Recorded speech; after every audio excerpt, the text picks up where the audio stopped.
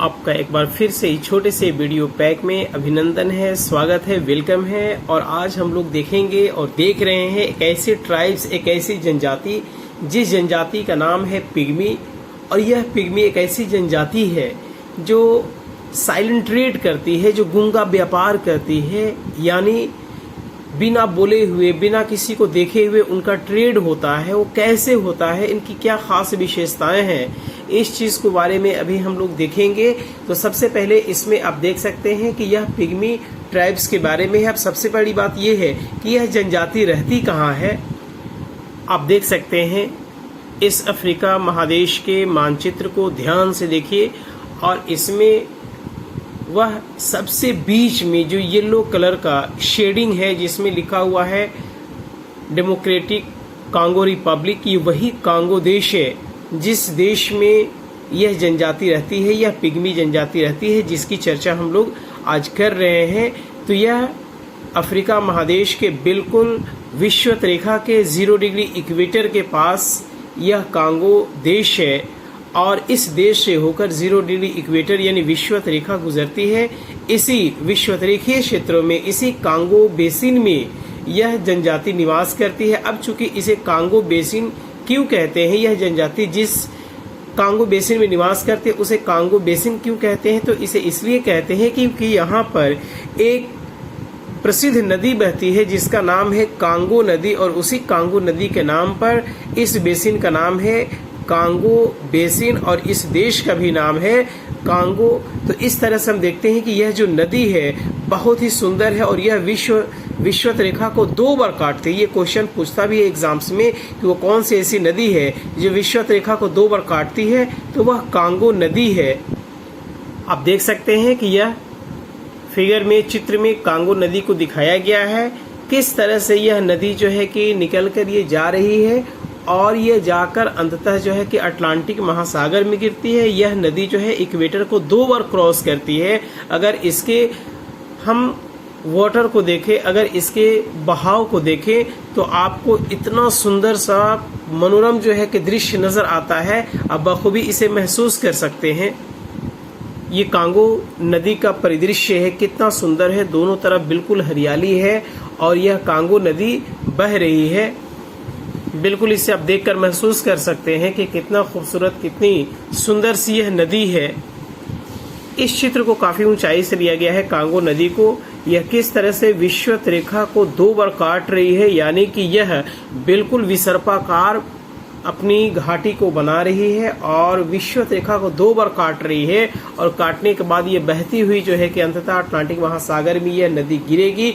इसी नदी की जो घाटी है, जो घने जंगल आपको दिख रहे हैं, काफी ऊंचाई से लिया गया है, जिस तरह से केवल आपको ग्रीन ग्रीन नजर आ रहे हैं, उसी घने जंगल में यह जनजाति रहती है, पिग्मी जनजाति रहती है, जिसकी चर्चा मैं अभी करने वाला हूँ।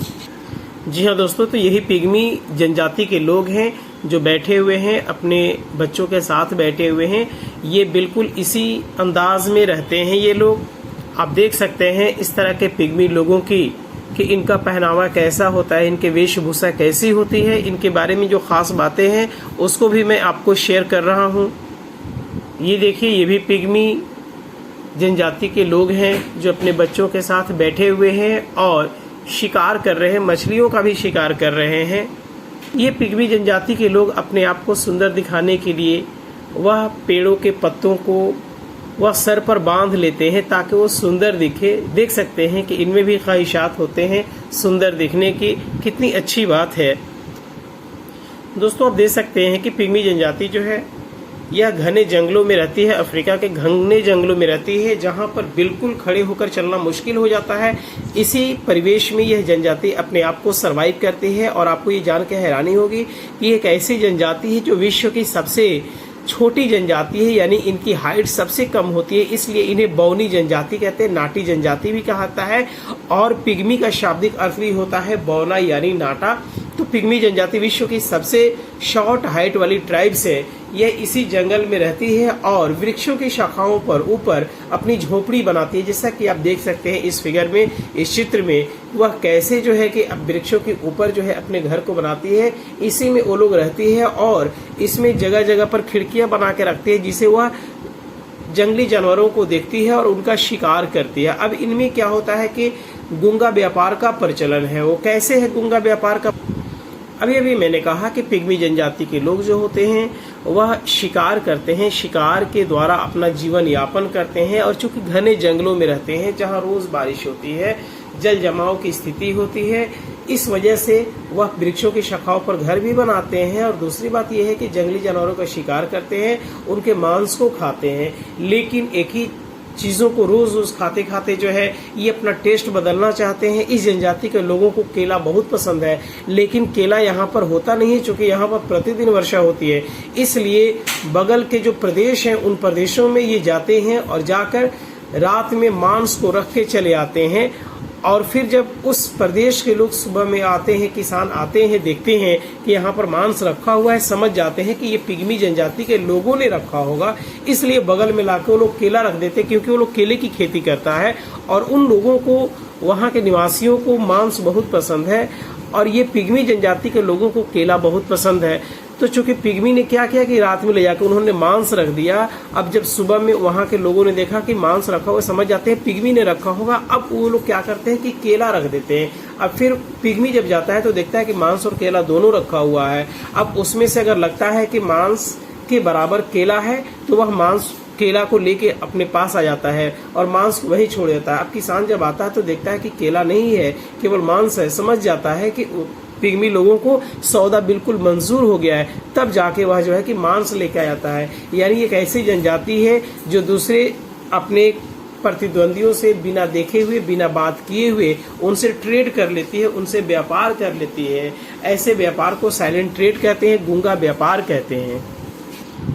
इस जनजाति के लोग पहले बिल्कुल नंगे रहते थे, लेकिन समय के साथ साथ वो जानवरों के खाल को, उनके स्किन को, उनकी चमड़ी को पहनना शुरू किए, शरीर को ढकना शुरू किए।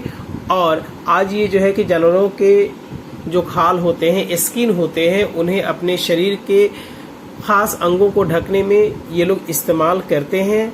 आज जो है कि यह विकास होने की स्थिति में है। लगातार इन्हें कई संस्थाएं कोऑपरेट कर रही है ताकि जो है कि इनका रहन सहन, पहनावा बिल्कुल बेहतर हो सके। तो दोस्तों, हमने देखा कि यह पिग्मी जनजाति इसी घने जंगल में रहती है और शिकार के द्वारा अपना जीवन यापन करती है। तो यह आज हम लोग बहुत ही सुंदर जानकारियों के साथ जो है कि आज इस वीडियो पैक में उपस्थित थे। हम लोग नेक्स्ट वीडियो पैक में कुछ और भी महत्वपूर्ण जानकारियों के साथ उपस्थित होंगे। तब तक के लिए अपना ख्याल रखिए, खुश रहिए, मुस्कुराते रहिए। जय हिंद, जय भारत। Thank you.